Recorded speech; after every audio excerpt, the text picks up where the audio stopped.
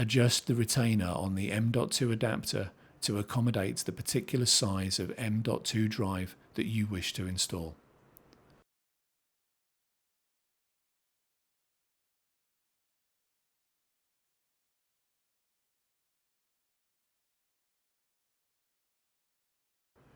Tighten the screw to secure the adapter.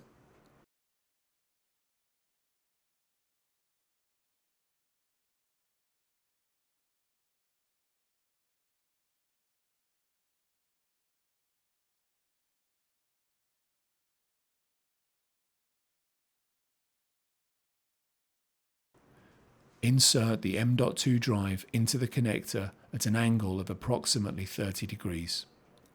Push the M.2 drive down until the notch catches on the lip of the retainer.